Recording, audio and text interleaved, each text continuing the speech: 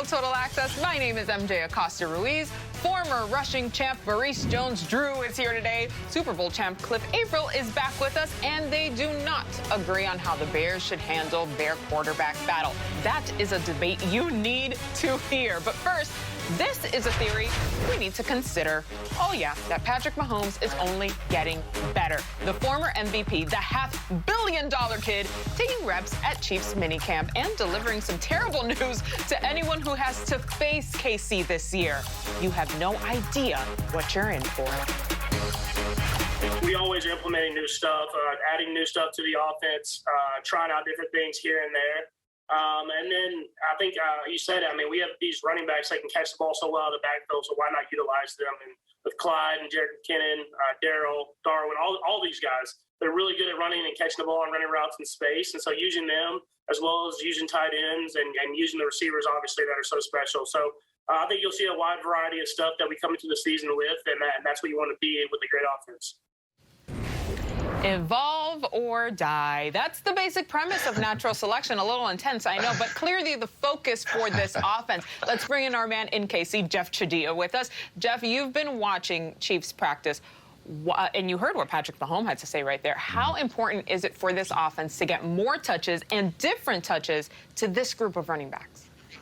Well, it's crucial, MJ, just because you saw the Super Bowl, what happened when they were trying to go to Tyreek Hill and Travis Kelce and had no other options. It was not looking good for them. So they spent this offseason trying to get wide receivers to come in like Juju Smith-Schuster and T.Y. Hilton. It didn't happen. Now they have to look at guys like McCole Hardman, Demarcus Robinson, Byron Pringle, giving the ball more to Clyde Edwards-Helaire. Mahomes realized this is the next step in his development. Most great quarterbacks only get 1 or 2 Pro Bowl receivers. He's had 3 for the last 3 years, so this is a big step for him, and I think he's ready to take it because he has to be the kind of quarterback who makes receivers better now. Yeah, you know what? I would say this, and if we're talking about this offense and a way for them to get better, and we heard about the wrinkles getting the running backs out in space, I just say be efficient in the running game, right? On first down, get 4 more yards. On second down, get half of what you need to get a first down. On third down, convert for the first down. Then all of a sudden, your play-action pass opens up, and you can get Pringle and McCole Hardman down the field and all these other guys going. It'll open up, but you have to have a consistent, efficient running game. When the Chiefs played the Buffalo Bills late in the season and Clyde Edwards-Helaire went off for about 160 yards, we all thought the Buffalo Bills, not the Buffalo Bills, the Kansas City Chiefs, we thought that they were going to be unstoppable. And they weren't until they couldn't run the ball in the Super Bowl. And so the key is to have an efficient running game to go with those explosive wide receivers to continue to help the development of Patrick Mahomes. I'm going to go in a little bit different direction. It's a copycat league, and teams were watching the Super Bowl, right? And it looks like there's a chink in their armor, and I'm talking about their O-line. Obviously that's something they knew they needed to address, but that's the big question mark for me and for them to take that next step because teams are paying attention. Pass rushers are licking their chops. They understand what can slow Patrick Mahomes down. And the KC Chiefs, they went in and addressed that, right? They went and got Orlando Brown. They went and got Creed Humphreys. They even went and got Kyle Long out of retirement. So they understand the value in that as well. And I think that's the next step for them, being able to protect this quarterback in big-time games to be able to win more championships. I mean, you touched on it right there, Cliff, so I'll pivot this to you, Jeff. In order for all of this to work, like Cliff just said, Mahomes needs protection. We all remember him running for his life in the Super Bowl. So how does this revamped O-line look to you? Well, Patrick was pretty optimistic about what he's seen so far. Obviously, they put numbers at this with a lot of bodies coming in, and they feel good about the flexibility they have as far as guys moving around if they have the kind of injuries they had in the Super Bowl last year. But he said the big thing he likes right now is the chemistry. If you walked in their locker room today, Patrick said you'd see guys who look like they've been friends forever. They get along well. They talk about stuff. They're really close already. So that's a good sign for this team. It's tough to do it on the field, but so far so good as far as that revamped offensive line. You know, this is what I love about the Kansas City Chiefs, right? Because since 2018, Patrick Mahomes has been the quarterback that's been sacked the least. But it only took that one game, of course, the most important of the year. And the Chiefs were like, nope, we're going to get this together. All right, guys, thank you. And ironically, but also appropriately enough, Mahomes is sharing the Madden 22 cover with Tom Brady. Mahomes posting this on Twitter today with all the cover art there. That's just one of them. Posting, what a time. Indeed. We're going to get into that a little later in the show. Now, from those two quarterbacks to these two quarterbacks, Andy Dalton and Justin Fields, have all eyes on them in Chicago. Here's what Matt Nagy had to say about his rookie QB. Justin's completely new, to this whole part. So for him, it's a lot more listening. But again, as they grow, they become more confident or have any concerns in a play, they get more vocal. And so what we're doing in our coaching staff, the offensive side of the ball, I think they're doing a really good job of tailoring all of this to those guys' strengths. And now we'll just have to kind of see and make sure that we're letting our guys play fast. That's probably the ultimate goal. I've been in a situation like this before, and all I did was get better. So I feel like if you can control what you can control and come to work every day with a positive attitude and a want to get better, then there's no stopping you. And I think when that time comes, when I do get my opportunity, I just have to be ready for that moment. We're talking Bears, which means, of course, Stacey Dales is joining us now to drop a little bit of that Chicago knowledge. Stacey, there's been lots of talk about Matt Nagy's clear message from last week, I believe. Andy is our starter. Justin is number 2. For now, anyway, what progress does Nagy want to see from Fields over the next few weeks with training camp coming up next? Yeah, great question. What's up, MJ, MJD, Cliff? Great to be with you guys. Unwavering in terms of the starting quarterback, but a great question by you, MJ. And Matt Nagy, the head coach, continues to get asked questions, of course, with all of the allure surrounding the 11th overall pick in Justin Fields. And what does he want to see? He wants to see incremental improvement. The plan is in place, barring any unforeseen circumstances. They are not changing quarterbacks. There's no competition. There's no controversy with the Bears. Andy Dalton is starting week 1. What does that progress mean? It means tempo in and out of the huddle, the result of plays that he runs, how he bounces back from the good and the bad. But it goes back to what he said. I like the term. And it's rhythmically speaking the play to his teammates in the huddle.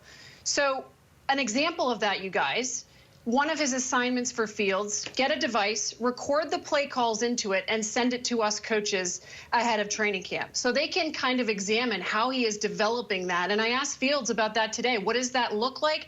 How do you describe it? He said it is really the most important change for him. It's not necessarily the play that's being called, he said, or the reads within it, but how it's delivered. Ohio State, he reminded me, those plays, guys, came in from the sideline. They were signaled from the sideline. He's getting those plays into his earpiece now. And so that is a huge part of his development, and he is going over that script habitually to get ready for training camp. Yeah, certainly a bit of a learning curve, no doubt, Stacey. And Cliff, I mean, you heard Stacey say it right there. There's no controversy. This is what it is right now. But from your perspective, what would Justin Fields need to do in order to be that Bears starting QB? Well, you know what? You guys kind of just touched on it, right? Learning the offense, learning the NFL, learning what it looks like to be a pro. So to me, I think if he sits a couple weeks, there's nothing wrong with that because that allows him to learn. As everybody knows, MJD, you know this as well, right? There's a difference between practice reps and game time reps. When them things get to flying and people get to actually moving fast, it's different. So being able to see it, being able to watch that, being able to understand what it looks like to be a pro, I think is huge for his career from a longevity standpoint. So I have to say this because it's funny, and I forgot to bring this up on our call before earlier in the day. I forgot my time with the Raiders when Matt Schaub was the starting quarterback and Dennis Allen was like, Matt Schaub's the guy. He's going to be the guy no matter what. And I remember sitting next to JJ after week 4. We played the Seahawks. It was a night game in Oakland at O.co. And Derek Carr went crazy. I'm talking about 4 touchdowns. He had the offense rolling, all these different things. And JJ came to me and he sat right next to me. He nudged me. He said, you know Carr's the starting quarterback, right? I was like, get out of here. And 5 minutes later, Dennis Allen came up in front of all of us and was like, so I talked to Matt Schaub, but we're going to go with Derek. Derek's going to be the starter. And it's all about what he brings. And I say that to say Justin Fields is more exciting.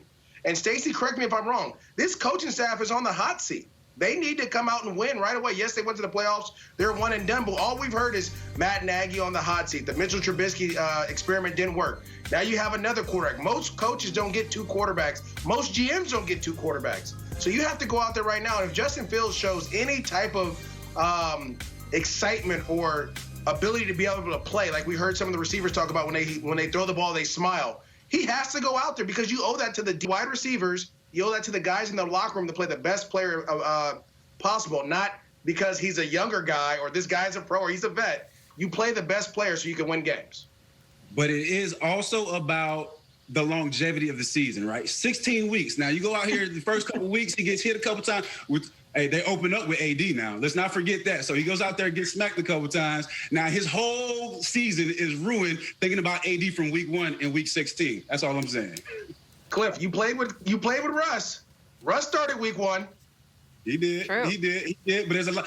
Aaron Rodgers didn't. I mean, there's a lot of guys. There's a lot of examples on both sides. I'm just saying I think it's better than a little bit. Guys, all that being said, and Stacey, you're there and observing this development. What kind of pressure is Justin feeling right now? I just want to do the whole show with you guys. I've got to go quickly here. We asked him about pressure. He was asked about pressure today with social media. Everybody wants you to be the starter. And here was his response. And I'm going to say this. I'm going to encourage Bears fans. MJD, young man, be patient, okay? Because here's what he had to say. Quote, I mean, of course I feel it, pressure, but great things don't happen all at once. So I'm just going to be patient. Like I said earlier, I've been in the situation before where, I've had to learn behind the guy. So this is nothing new for me. He's going to be patient. The Bears are going to be patient. But there is a plan in place. We don't know the plan, MJ, you guys. We'll see how it all turns out, how it unveils itself here when we start this season. I hear that. My mom says, todo toma tiempo, everything in its time. All right. Thank you, guys. Love that. All right, time to welcome in our NFL insider, Ian Rappaport. Now, Ian, the Bears have submitted a bid to purchase Arlington International Racecourse property. What can that mean for the future of Soldier Field in Chicago?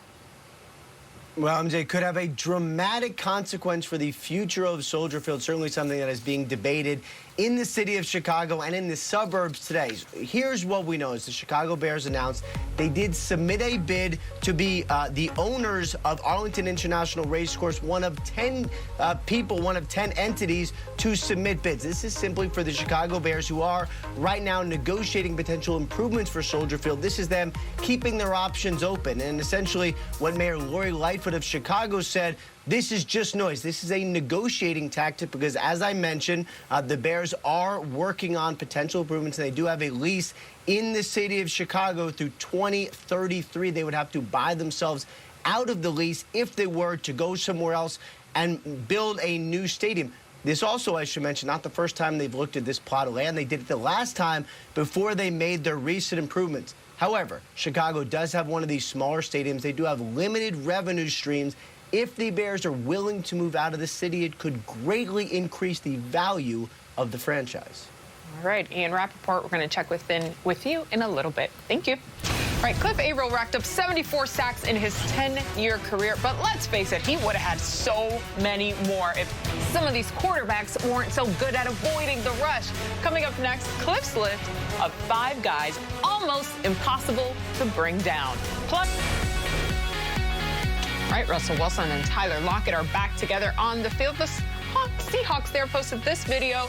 That connection still looking pretty strong. Lockett has helped Russ avoid a couple of sacks here and there over the years. Speaking of sacks, here's a look at the list of least sacked QBs from last season. Big Ben at the top right there, followed by Phillip Rivers, Aaron Rodgers, Thomas Brady, and Patrick Mahomes. So now that you have that context, we'll give you the pass rushers perspective with Cliff's top 5 toughest quarterbacks to sack heading into 2021. Cliff, you had one goal, get to the QB. So give us the list of the guys who made your job very difficult, starting off with number 5.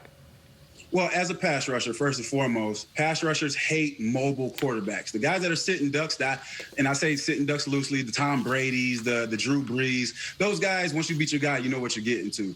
But Aaron Rodgers comes in at number 5 for me, and it's not because of the mobility, the athleticism. Although early in A-Rod's career, he was a beast at running the ball as well. But it's his pocket presence. He understands pass rushers. He understands the different styles of pass rushers as well, and he understands where you are lined up and where the holes are. So if I was a speed rusher coming around the edge, he knew that after a few seconds to step up because I would be coming around him. And that was something that was extremely frustrating, although I've gotten quite a few times over the years. Next one up is Pat Mahomes. He's not known necessarily for his mobility or running down the field, but I think it's more along the lines of him using his feet and being able to get out of sacks. We all remember the play with I think it was Von Miller that was wrapped around him, and the man still threw it 10 yards with his left hand. How frustrating is that? Ultimate disrespect as a pass rusher, allowing somebody to be able to do you like that. And then number 3 is my man, Russell Wilson. Call him Lil Houdini because we all have seen it. He spins out of stuff. It seems like he's just disappearing when pass rushers are coming in to grab him. But again, it's more his feet, being able to juke guys, getting them off the spot. As a pass rusher, that's what they tell us, to get the guy off the spot. This guy, there is no solution for him. It's just hoping that you get him if he still has that rock in his hand. Number 2, and this one is based on height. Kind of like you, MJD. He's a little short. You know what I'm saying? You can't see him. And I think that's what frustrates people getting after him is once you beat your old lineman, you don't know if he's going to be back there. And if you do see him, he's so quick, so shifty, so fast that he might just run by you because you didn't have a vision on him. I think that's what makes him so electrifying, on top of the fact that just not being able to see him. And coming in at number 1 is Lamar Jackson. We all knew that was coming because this boy is just a beast. I mean, rushing for over 1,000 yards. He does so many great things with his feet, but it's not just the run game. It's in the passing game. Somebody has to spy. You have to account for him in the passing game because he's going to go down deep. But just electrifying how he moves, his agility, just being able to get out of things. And then in the run game, as we all know, they add one more extra blocker if the quarterback's the doggone runner. So it just makes it that much harder to get after him. So Lamar Jackson, I'd hate to play against him. Mauricio, as the guy who tried to take a little pressure off his QBs, what'd you think of Cliff's list here?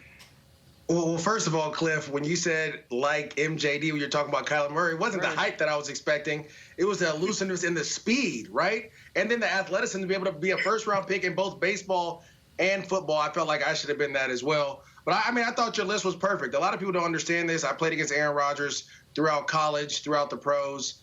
I mean, he's athletic. He's more athletic than you give him credit for. Patrick Mahomes, we talk about just the ability to throw off of different platforms, which is hard for pass rushers. Russell Wilson, I call games twice a year with him. We talk each week. He always finds a way to make the Rams defense look silly in some form or fashion. And you know what? At the end of the day, the 2 at the top, man, they're the most elusive guys in the game right now. More elusive than some of the running backs I'm going to talk about here in a little bit. So this list is perfect for me. So, Cliff, who was the one who got away for you? Which quarterback was the toughest for you to pin down? This league now is a little different, but the man, even on his tail end of his career, is Mike Vick. Unreal how athletic he was. Even on the tail end of his career, back in Philly, just still hard to get to. He's one of the guys that I wish I would have been able to get to a few more times. That's for sure.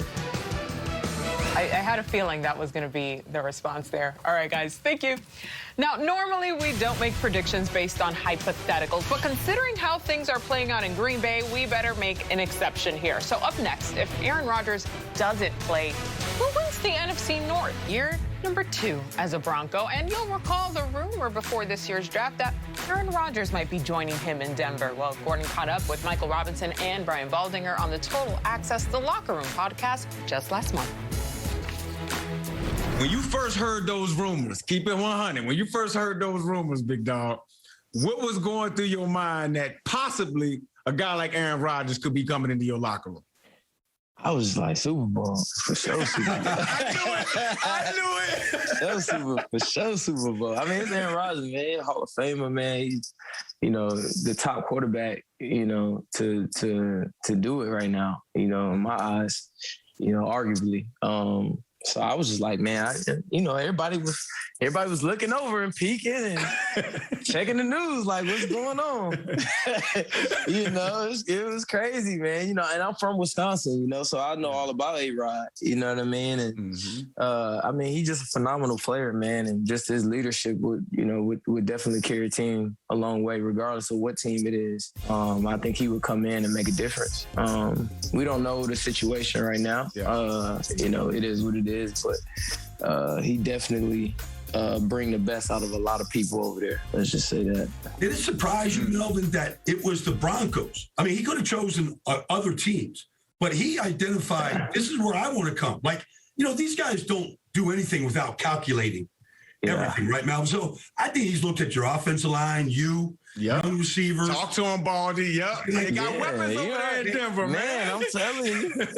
Melvin, I posted a video yesterday of you, against Kansas City. Like, I'm looking at Reisner, good young player, right? Yeah. You got Cushenberry inside, Glasgow. Like, he has a chance of being protected pretty good up front. Oh yeah. We got, and unfortunately we lost Juwan James, man. So I was really looking forward to getting him out there. Prayers up to him and his to him, man. That's unfortunate, but I think we got a good group, man. I think we got a good group up front. He definitely be protected. It's kind of funny because I seen Teddy. We was at I want to say House of Athlete, and I went up there and I trained for a couple of days, and I seen him. I was like, hey, bro, you gonna be Bronco watch. You told him that before the trade? Before it happened. No way, bro. Before it happened, I was like, bro, you gonna be a Bronco, bro. Why you? And he's that? Like, nah, because I just was like, man, sometimes you could just see how things playing out. And then the GM was, he was from Minnesota, came from there. So I was like, it's just too many things adding up. And I was just like, hey, man. I was like, hey, if you do come, man, we got a good team. Well, Packers minicamp rolls on without Aaron Rodgers. Those who are present, though, they're focused on getting ready for the season ahead, as Coach Matt LaFleur and Jordan Love will tell you. We're excited about just what the future could hold. And, you just got to take it day by day in terms of everything else that's going out there and control the things that you can control. And that's, the attitude, how you prepare and the effort that you give on a daily basis. Coach, what's your message to Jordan as he leaves for this kind of break here and not knowing if he's coming back the starter or if he's coming back to back up the MVP? It's the same message it's been all the time you're only one play away. So you always have to prepare like you're the starter, and just to be very intentional about the work that you put in to go out there with a purpose, to be mindful in the moment.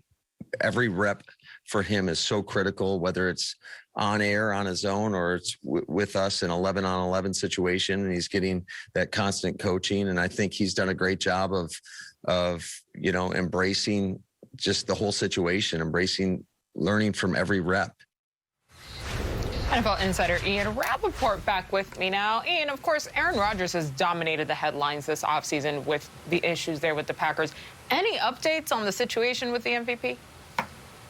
No, the only real update we've gotten from Aaron Rodgers and the Green Bay Packers, and really nothing that came out of the mouth of Matt LaFleur over the last couple weeks. He's kind of stood the party line, stood behind Rodgers, obviously wants to get it done. The only real update came from Aaron Rodgers in the shirt he was wearing to promote a golf match that him and Tom Brady and a couple pros are going to be in next month. Basically wearing the shirt a couple days ago that said, "I'm offended."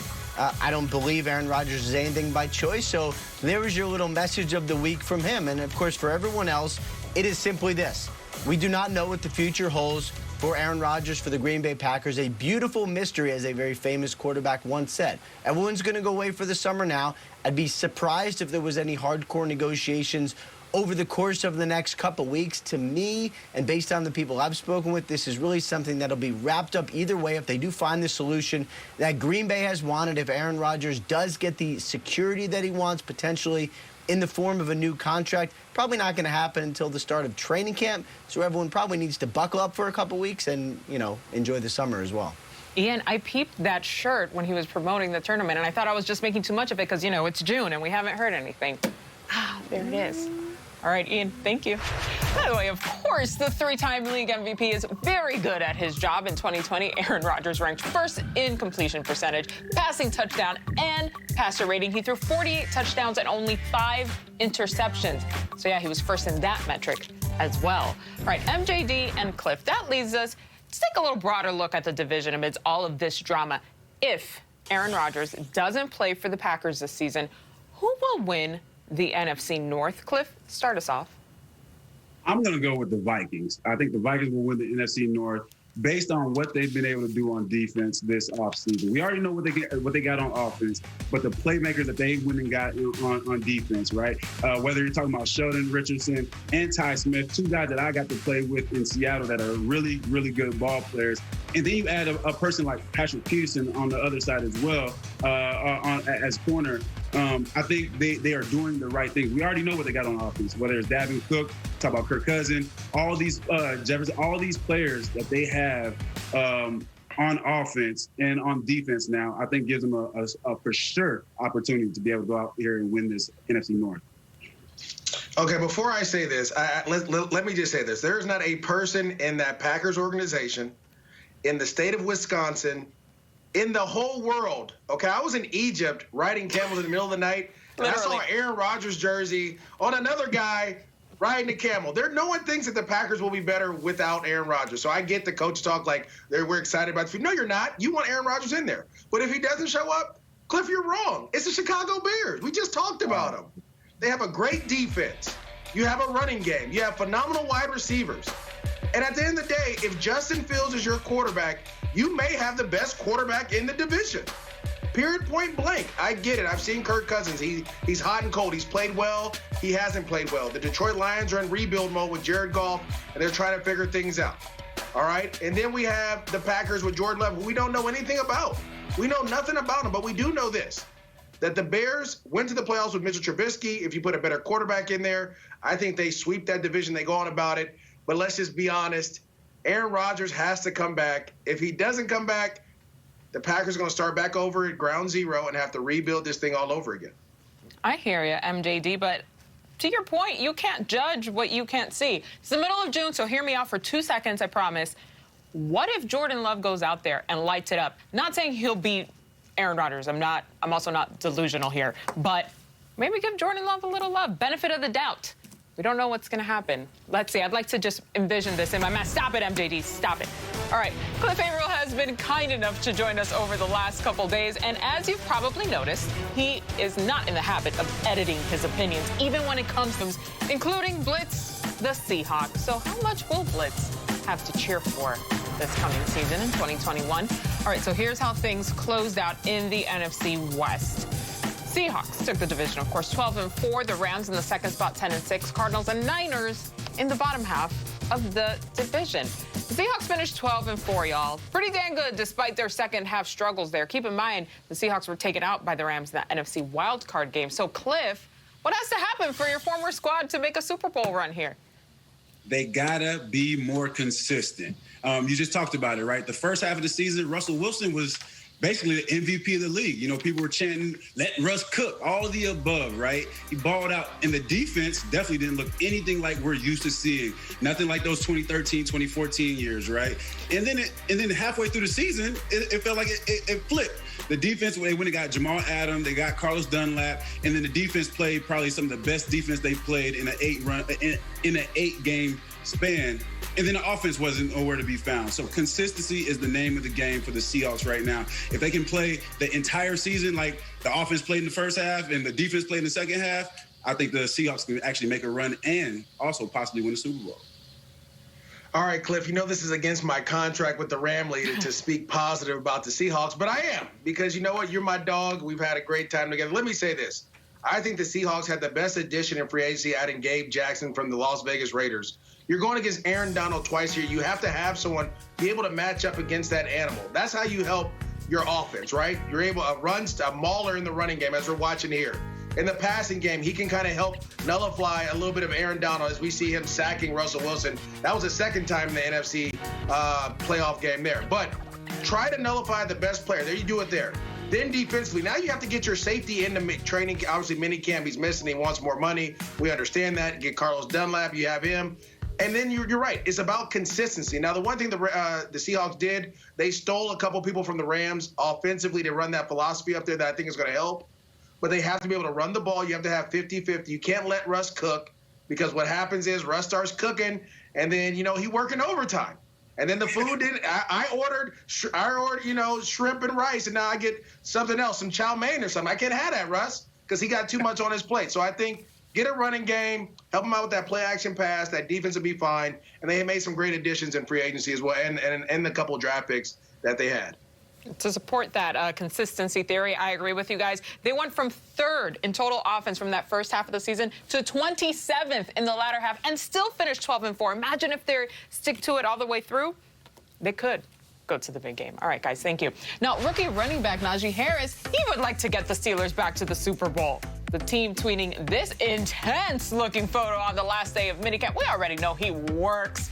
Perhaps Harris could provide this similar to the 2021. Yes, it's going to be Secretary at the Belmont, Aaron Jones, the touchdown maker. Chubb runs. He's still going. Chubb dive. Touchdown, Nick Chubb. It'll be a 98-yard touchdown run by Ronald Jones II. Touchdown, Tampa Bay. Touchdown, INDY. And it's Jonathan Taylor finds Pater. And he's loose. Touchdown. Today for Dalvin Cook. You threw him into the suites. He's sitting with my wife right now, my kids. He is the fattest man in the NFL, and he just took her to the house. You know where this is going, right? Here's a look at the players with 1,000 or more rushing yards and more than 10 rushing touchdowns, or at least 10 last season. Derrick Henry obviously topping the list. In good company with Dalvin Cook, Jonathan Taylor, Nick Chubb, and Josh Jacobs rounding out the list. So that gets us to MJD's top 5 running backs for 2021. Hit that countdown, MJD. Who's coming out of the backfield at number 5? Are you ready for this? I hope everyone has their notes down. This is for fantasy purposes as well.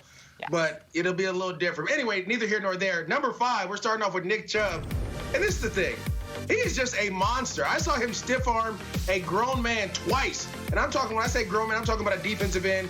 He is the reason this Cleveland Browns offense is going to go. I know everyone loves Odell Beckham Jr. and Jarvis Landry, but if they can't run the ball, Baker Mayfield won't have the ability to do the play action pass and throw down the field. As we saw here, he took off in that last playoff game against Pittsburgh Steelers. He was all over the place.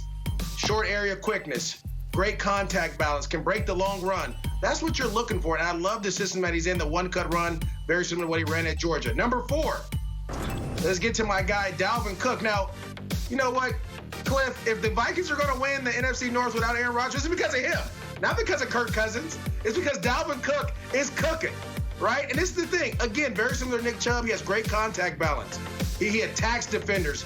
Explosive. When you talk about explosive, watch how he runs and he's able to cut on a dime. He does all the great things. He catches out of the backfield. He's a versatile weapon for the Minnesota Vikings. Again, they need to lean on him if they want to run. Number 3, I'm going to go to Alvin Kamara down there in New Orleans. Now, I get it, Jameis Winston, he's the quarterback. Jameis, let me tell you something.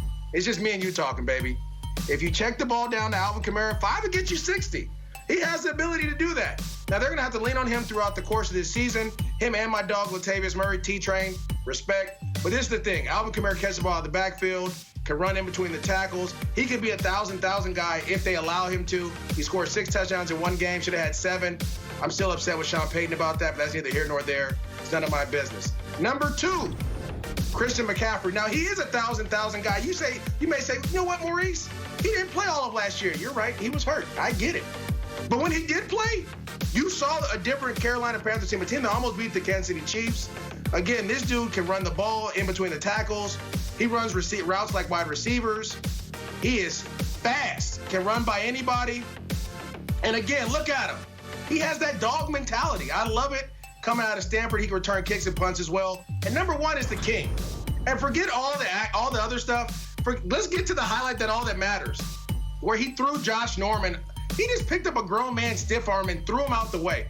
Duval County, shout out to Derrick Henry. Got a chance to watch him in high school, so he always does the Jags dirty. That's just what he does to the Jags. They didn't draft him. But Derrick Henry is a grown man, 250 pounds, 6'3". No one wants to tackle him. He's only gotten better, and he'll only continue to get better. I'm still waiting for the highlight. For some reason, we don't want to show the best highlight out there. But Derrick Henry, he's the #1 guy, 2,000-yard rusher, continues to lead. Are we going to show the highlight or no? We're just not going to show it? No, that stiff arm lives in my head rent-free, as I'm sure it does for many other folks, too. We showed it in the music video, but it needs to be on the highlight when we're talking about him, because that's why he's #1. Because he's so disrespectful. Literally, though. Cliff, what'd you think? Oh, great group of guys. Of course, Derrick Henry from the 904 Duval. Yeah, he does work, man, and he definitely deserves to be #1. But this is a great list. You can go to battle with any one of these guys. So hats off, man. You know a little bit about running backs. I appreciate it. Just a little bit, though. Love the list. Perfect. Definitely excited to see CMC get back out there. Only got 3 games with him last year, so want to have my eye on for this year. All right, guys. Thank you. All right, classic good news, bad news scenario for Tom Brady and Patrick Mahomes here. The good news, you made the cover of Madden. The bad news, you made the cover of Madden. Still to come, we are buying this, or are we really buying this so-called Madden curse? And if so, who gets it? We'll be right back.